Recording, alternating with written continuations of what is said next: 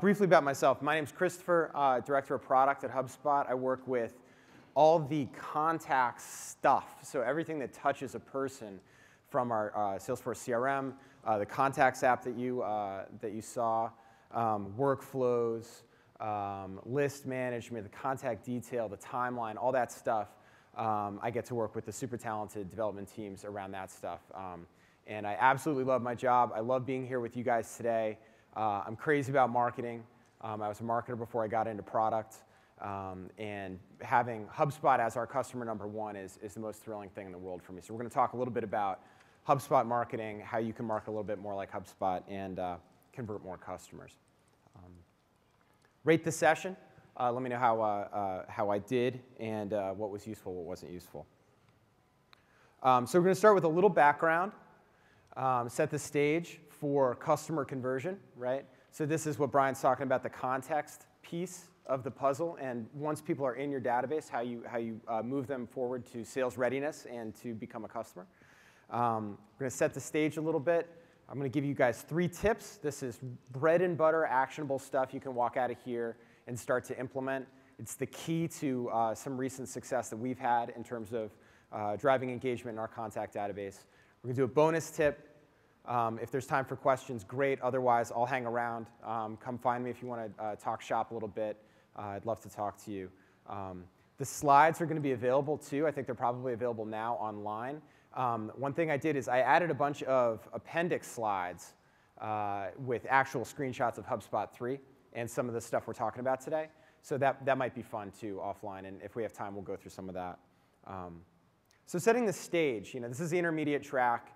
You guys are here. You probably have a marketing website, right? You guys probably have a call to action. You have at least one offer, maybe a couple of offers. You have forms. You have kind of the basics up and running, and that's great. That's really awesome. We're going to talk about how you can take that work that you've done and extend it further into the customer lifecycle and drive more customer conversion. So the top of the funnel and demand generation for us, it's a no-brainer. It's all about love. It's about creating a content magnet. It's about being an altruist. It's about offering value before you try to collect any value, right? And that's something that I suspect most of you in the room are doing a really, really good job at. You kind of get HubSpot, you start blogging, you have some offers, some premium content, and you get the whole machine going, right? It's all about love. It's all about putting that value out there. And then comes the form. And all too often, this is sort of the disconnect. What happens? The person hits the form, they fill out the form, and it becomes about money. It's moved from being about love, altruism first, great content, pull in, relevant, right? You're writing great articles to rank in the search engines for specific terms to get people who are looking to solve specific problems, doing all this work. They hit the form, and what happens? You blast them with email. You get them into these endless drip campaigns. I once spoke with a marketer who referred to as gauntlets. He said, yeah, I have about 6 or 7 of these gauntlets. I was like, what is a gauntlet? He said, well, you fill out this form, and then you're in the gauntlet. It's like, that does not sound like a place I want to be as a person, as a contact in your database. He says, yeah, well, I do like 25 emails, and I get you once a day, sometimes twice a day, until you convert on this next thing. It's like, I can't imagine wanting to ever have a business relationship with that gentleman and in his business or product, right? So how do we take that love from relevance, the context, and the content in the top of the funnel and extend it into the middle of the funnel? We'll give you guys a few great ways, right? So too often, it feels like this. You fill out the form, and then you just start getting hammered with email and sales calls and all the rest of that, and you feel like Indiana Jones running away from the giant boulder. To make it concrete as well, right? Typically, the contact database of a marketer expires at a rate of about 25% a year, right? And can we think why that kind of intuitively makes sense? People opt out. People hit spam, right? Email addresses go away. People don't update their contact information. They haven't been in contact with you. And they simply become disengaged. You have a segment of your contact database that you just never hear from anymore. They're not opening your emails. They've effectively unsubscribed without actually telling you that they've unsubscribed. It's about 25% a year. So that's gargantuan. If you're a marketer, you have a contact database of 100,000. Okay, now you need to get 2,000 new good contacts a month just to stay even, just to keep the plane in flight. And if you're anything like HubSpot marketing, we're trying to grow, right? We're trying to have more customers, better customers, scale our marketing, and really own the channel. And that's hard to do at 25% a year loss. Okay, so one of the reasons for that, that's sort of the quantitative. The qualitative here is really this idea of a sad panda. If you're sending people endless amounts of irrelevant email, you're really turning your customers into these sad pandas.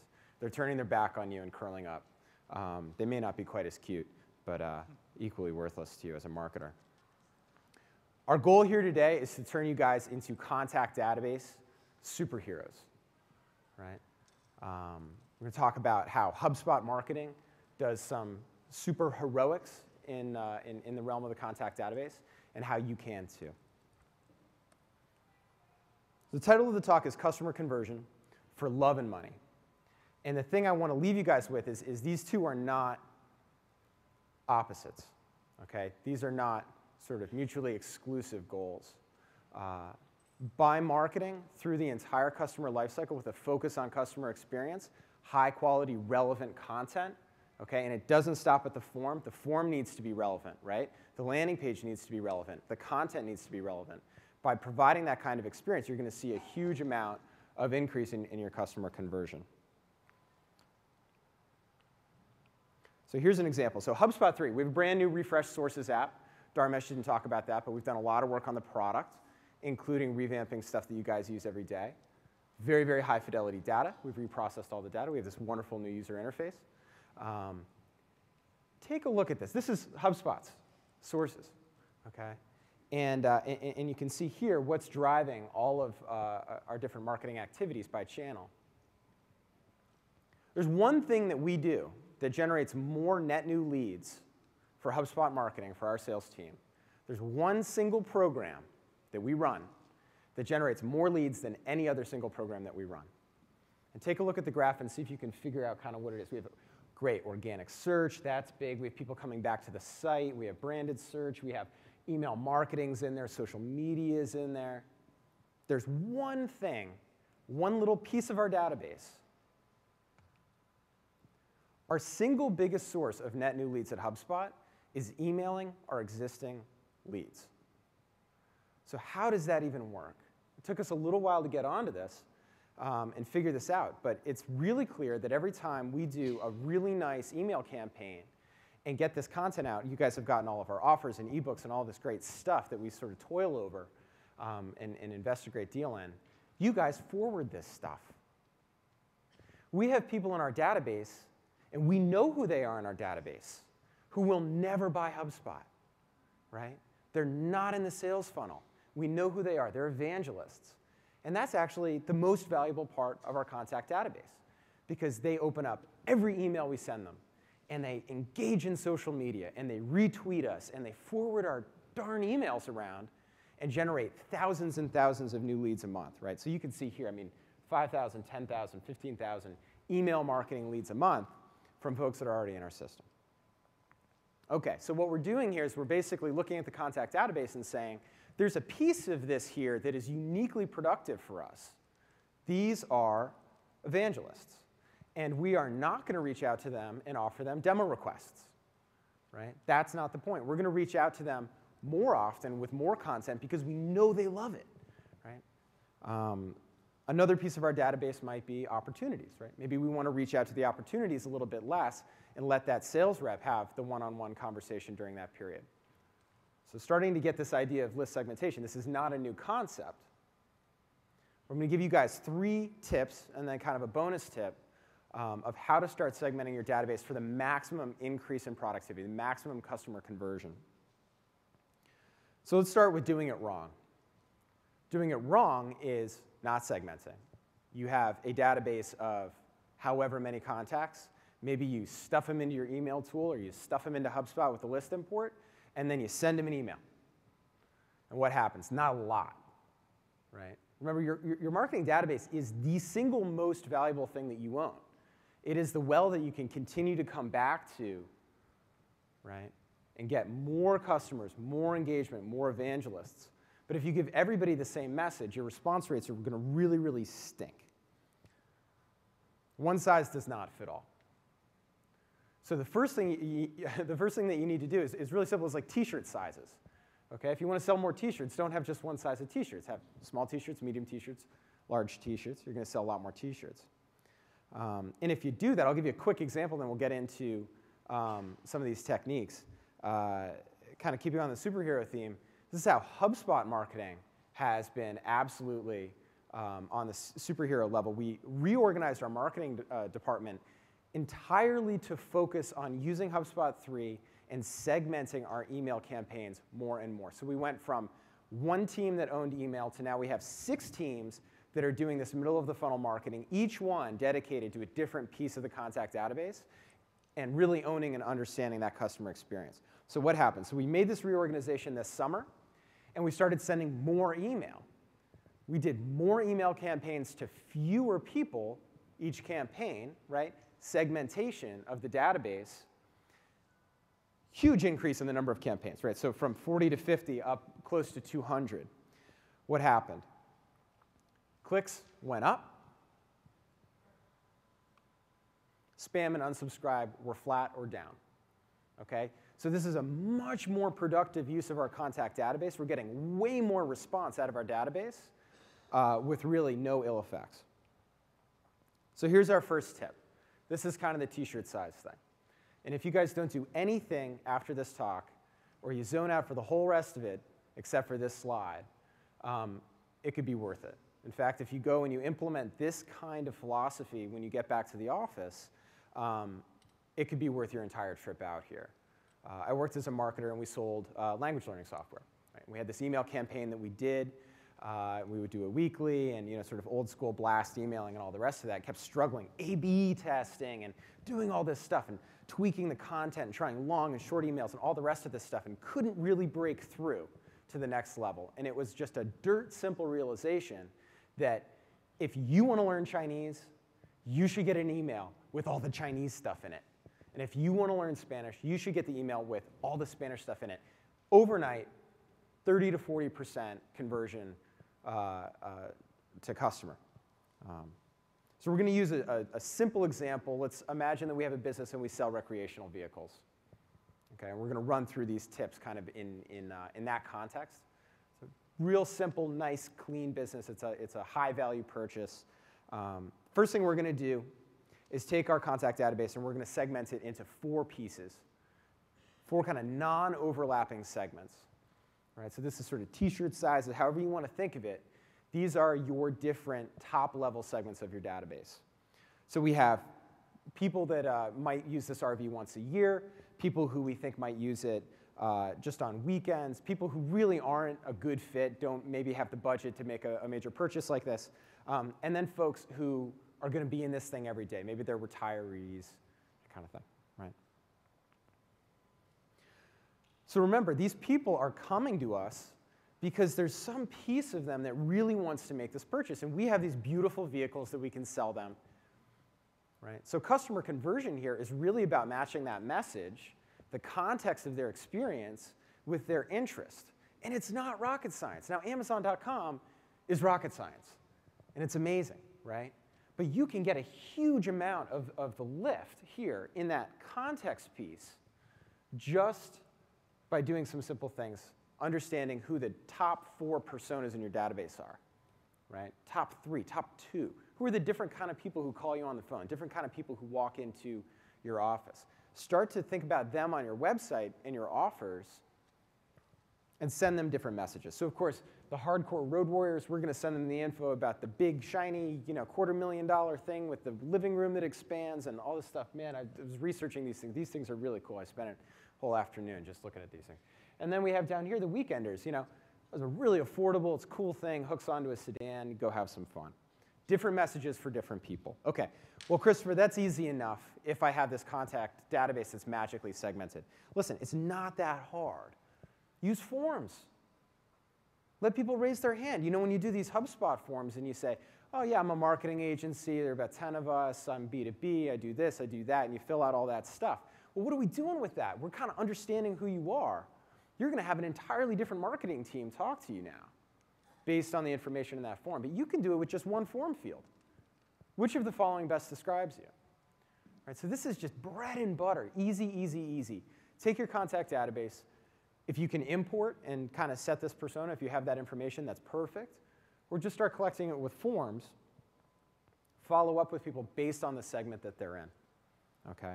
And you notice you can do a neat thing here where under the covers you think of them as one thing, and on the form you let them choose who they are from a much more kind of user-friendly perspective.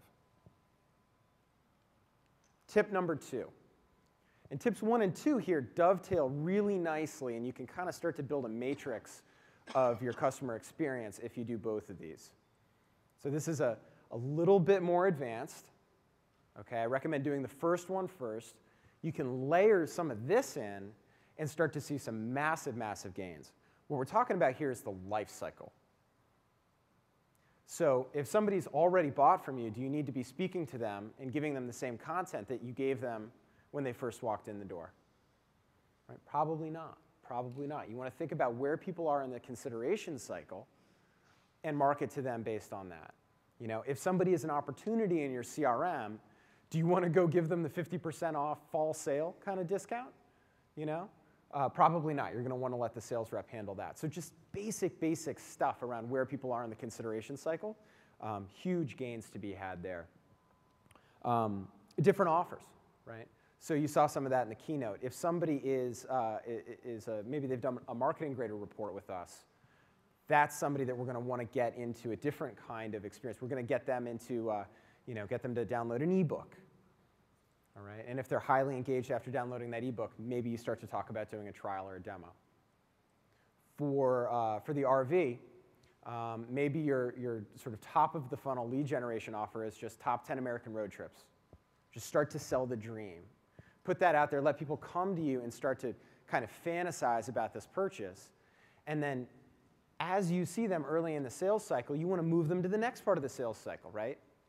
And when they do that second offer, maybe it's RV Buyer's Guide.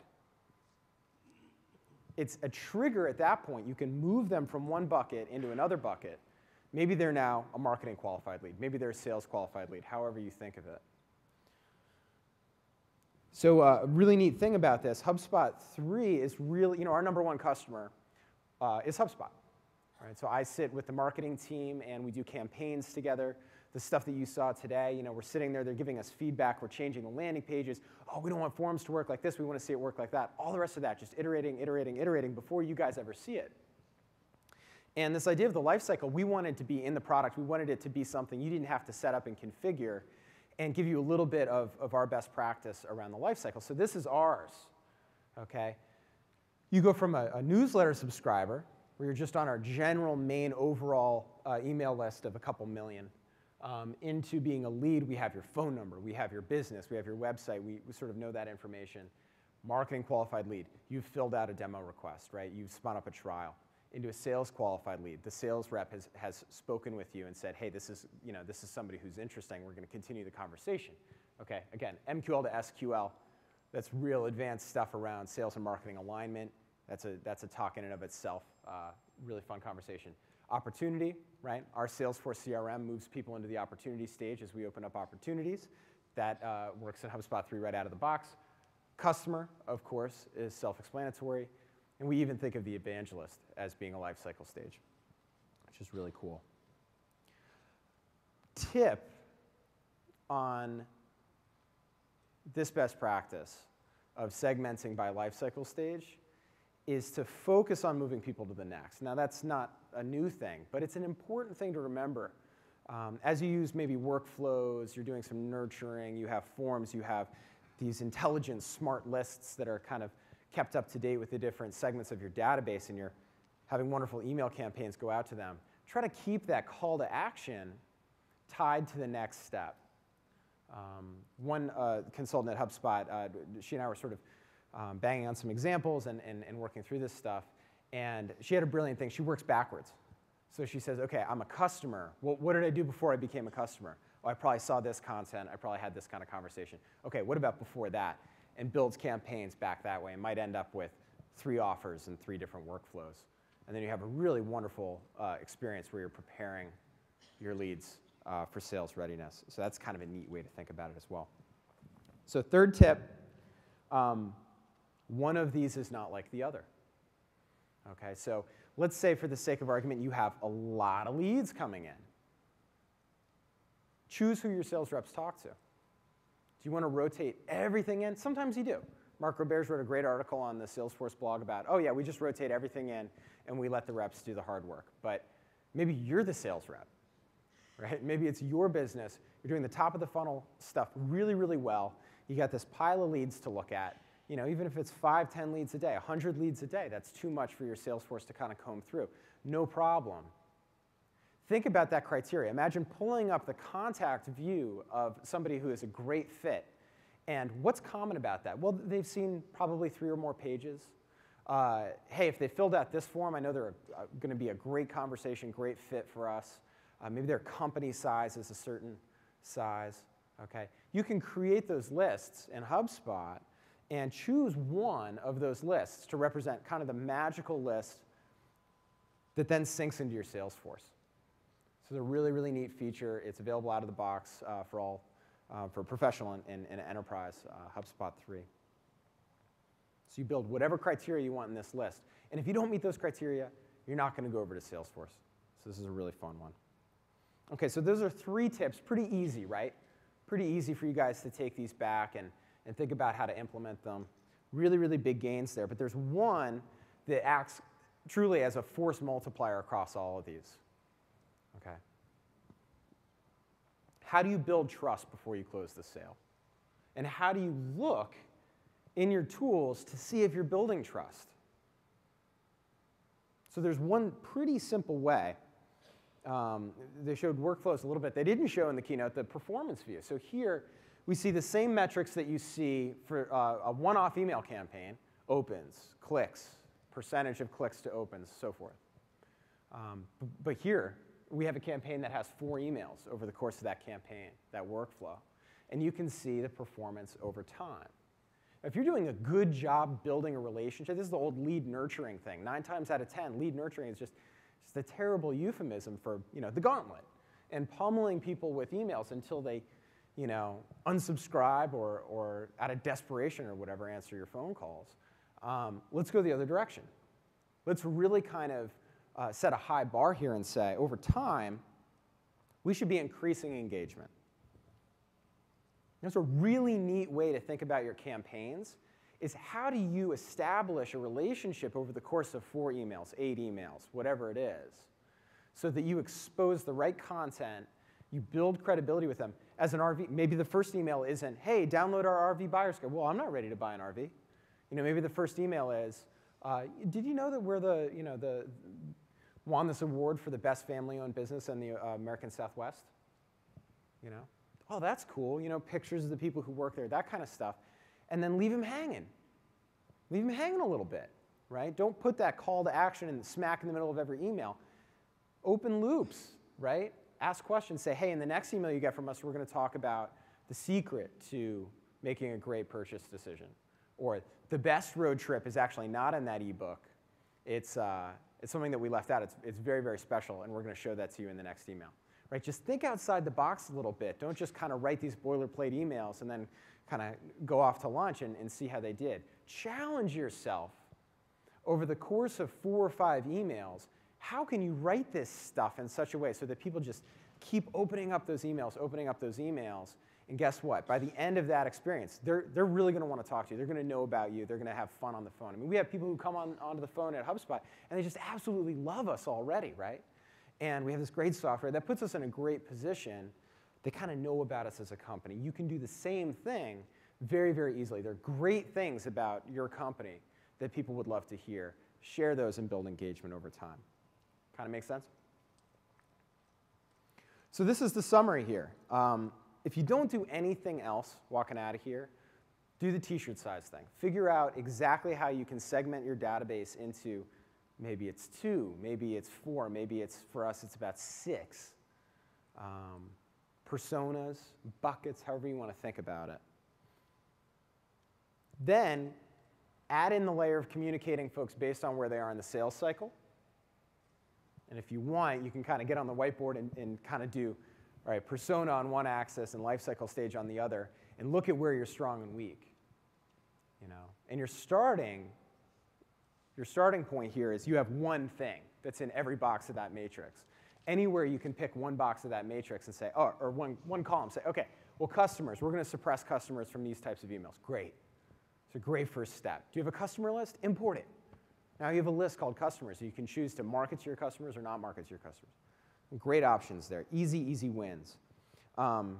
Be sure to be moving people from one bucket to the other, so give them really nice, tight calls to action to kind of transition naturally. And try to turn the tables on your relationship. Don't think of it in terms of, I have this contact, I have this hot lead, and if I don't sell them within 48 hours, they're dead. And a lot of data points in that direction that you got to close it right away. You got to speed up your sales cycle and all the rest of that. Well, understand what your leads in particular need. Understand where they are in the consideration cycle. And then communicate with them based on that information to provide a relevant experience and move them further to sales readiness. So these are the top two: nurture based on personas and nurture on the life cycle. And this is where you end up. You end up with folks who've made a major purchase decision. They've put their job on the line. That you've solved some huge problem for them. They're very excited, and that leaves you in the position of the marketing superhero. Thank you very much. Yeah, we have time for Q&A, and if you guys, anything that you want to know about HubSpot 3, I'm happy to answer too. So there's a microphone right in the middle. Yeah, sure.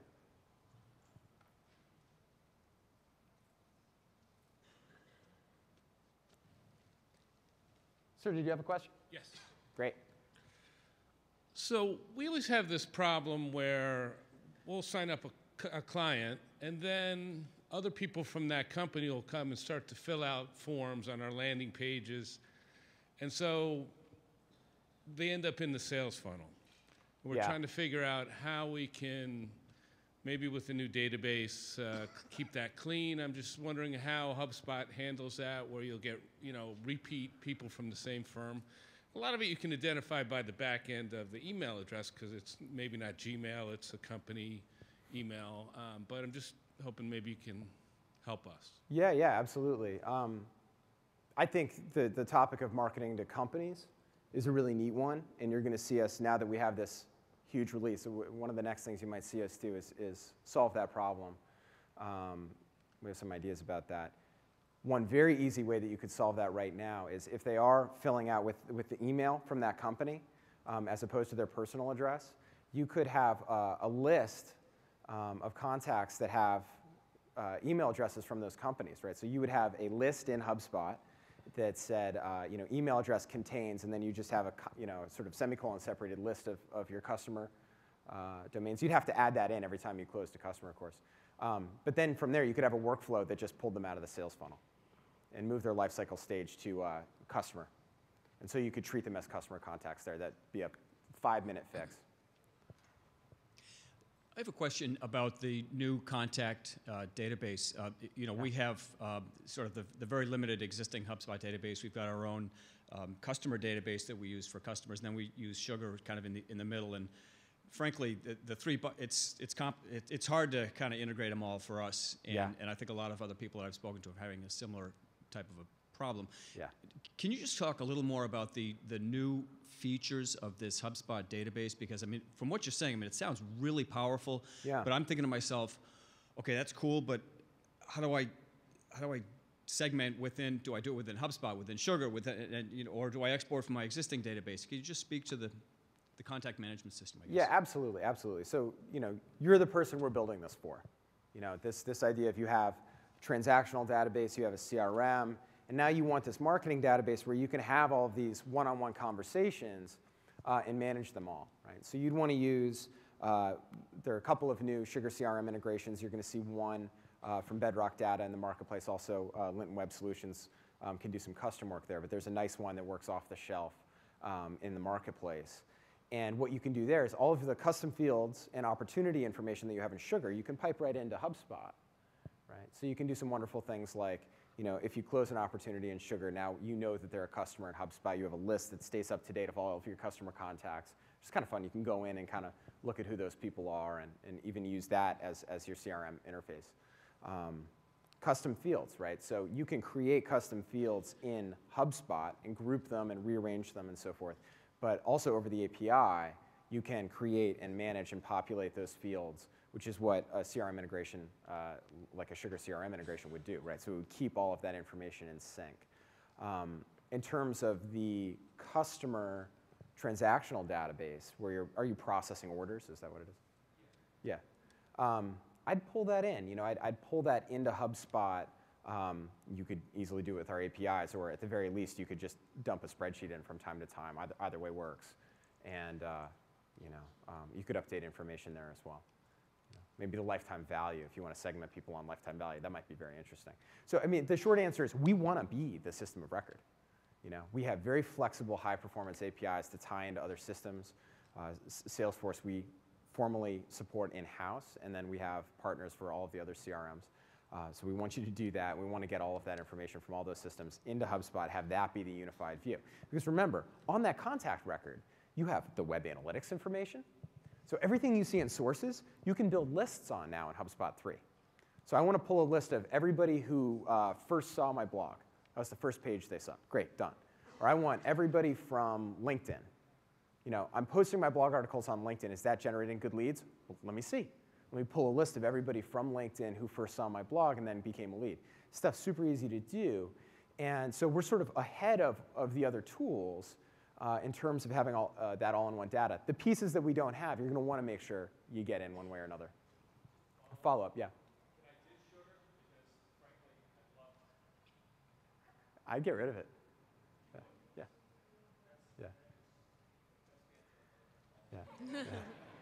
You can use HubSpot as a nice CRM, a nice little CRM, depending on what you want to do. It's not meant to be a full sales automation solution, but geez, if you're trying to move people through the sales funnel and do some assignment and all the rest of that, it's great for that.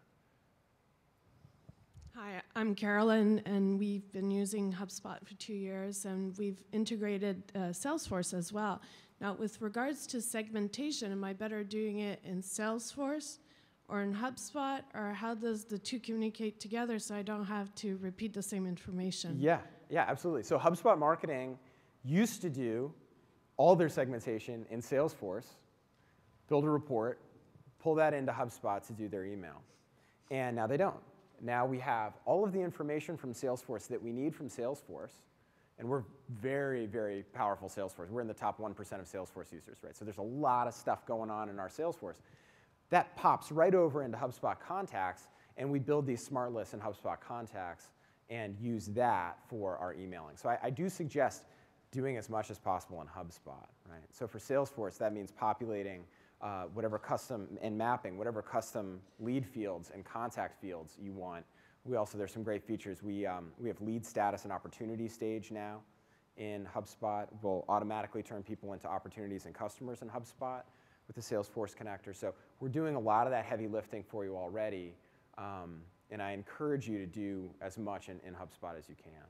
Right? Because once you have this, one of the most powerful pieces of this, and we decided to put this in both professional and enterprise, is something that we call smart flows.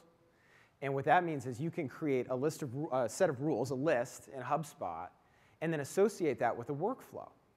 So any segment of your database that you can describe, you can say, I want people from LinkedIn with a lead score over this who answered this thing on this survey, or whatever you want. That list will stay up to date in real time, and as people enter that list, they get entered into a corresponding workflow. So you can nurture each segment of your database automatically. So with Salesforce, you could do things like, this is one that's come up more often than I would have guessed. People want to nurture lost opportunities. So that's very simple to do with HubSpot Contacts and the Salesforce connector. You just create a smart list of opportunity stage closed lost and have some nice communication there, so sort of breakup emails, I suppose, and have those go out as people get moved into that opportunity stage.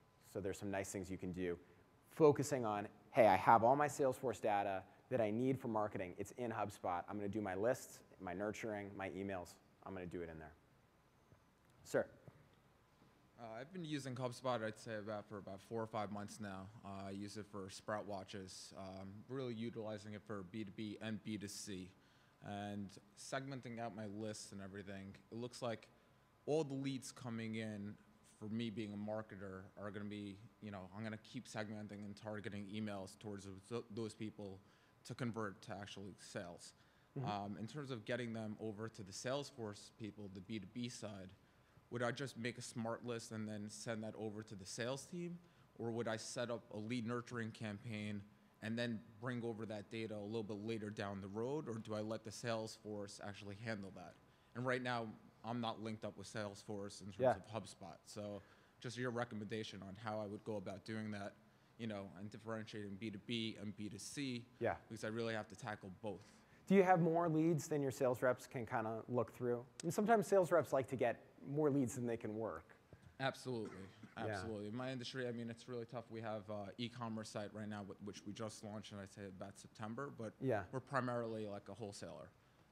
So to big box retailers, and grabbing those leads, we're going after independents and things like that. We're building a lot of our leads now through landing pages, before trade shows, filling out forms to set up, with call to actions of, set up an appointment at a show, and building those leads, those sales leads, for the Salesforce people to then take it to the next step. Sure. Everywhere else that I'm building my leads, they're coming in, and then I'm segmenting them out, creating new lists and everything, and then I guess it's B2C, where the sale is coming, I guess, from the marketer, so like actually from the e-commerce platform. Yeah. So do I keep drilling down like the leads on my end? Like where do I pass off the leads, let's say, for the Salesforce people? Yeah. Or do I keep drilling it down and give them the best possible list that they could work with, or what do you recommend for a company like mine? Yeah, absolutely. So the question is really classic sales and marketing alignment question, I think, which is, when is a lead ready to go to my sales reps? Work with your head of sales on that, of course, and figure out what they want. We tried some different experiments, like only leads who sort of get down to this bottom of the funnel kind of area. And our sales rep said, you know what? We know how to qualify leads. Give us everything. So we said, all right, we're just going to keep the folks who did marketing grader reports out of Salesforce. Everybody else is going to go in, right? So for us, that's a conversation with sales. And it's a process as well. How you guys doing? Walk over to the sales reps. How you guys doing? I do this all the time. You guys have leads? You guys have good leads? How's the flow? What are you doing today? That kind of stuff. And just get a sense of the alignment between sales and marketing, and so forth. So it sounds like you're thinking, should I really work on qualifying them for sales readiness before putting them into Salesforce? Just be very careful to align with sales on that. It's very straightforward to do in the tool, to say only if they've done these certain things, only if they've filled out these certain forms, or to do a delay and then have them become part of a list that goes into Salesforce. If somebody is appropriate to go into the CRM, you typically want it to happen as soon as possible. So. It seems as if I'm building my leads a lot greater, in B2C world. For B2B, outside of my trade shows, is there anything that you could recommend, to really build my leads, and lead nurturing and the whole campaign, outside of just the trade show, to really build that section. To increase lead flow? Yeah, for B2B. For B2B lead flow? B2C, it's easy because I could build landing pages and blogs and all of that and create content where anyone could come find, end up on my website, and then hopefully convert into a sale, versus B2B to hit up those buyers and those retailers where I want to reach out because we're primarily a wholesaler. What would you recommend outside of if I'm going to the trade show and I build a landing page, I capture their lead by them filling out a form with a good call to action? What else could I be doing to generate more B2B leads for a business like mine? Absolutely. So, I mean, the classic starting points there, blog, regardless of what you're doing, have fresh content on your website. Make sure that you have calls to action in those blog articles. And essentially, you want to make sure that you're converting on that B2B side about 5% of visits into leads. And that's tough. But we do a little bit better. We're a little closer to 6%. But you can get up into that 4 or 5% kind of range. So it's content, it's calls to action, and strong offers, right? So if you don't have a B2B premium offer, you didn't spend some serious energy putting together maybe a webinar or an ebook or white paper, something really valuable. Remember, to get that information from someone, get them to raise their hand and start that relationship, you need to offer them something very compelling to do that. That's typically a big stumbling block for people with B2B leads is they just don't have that first offer. And I think that's actually been the challenge, you know, yeah. B2C, I mean, with promo codes and free shipping and things like that, there are enough call to actions that I could go more e-commerce stuff, yeah. Exactly, through email blasts, through blogs or whatever. Yeah. But for B2B, there's just not that much, you know, in terms of the call to action that I could really offer them to actually have them fill out a form and really generate that lead. Like, are there best practices, like maybe that I don't know about?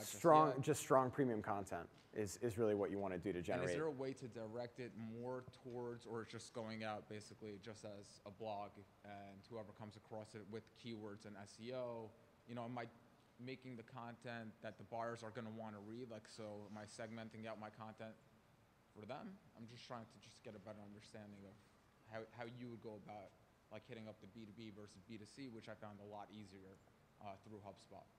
Yeah, you're talking about all the right stuff, right? I mean, you know, blog articles that are going to rank well for the keywords of interest, that people who are going to be a good fit are searching for on Google, right?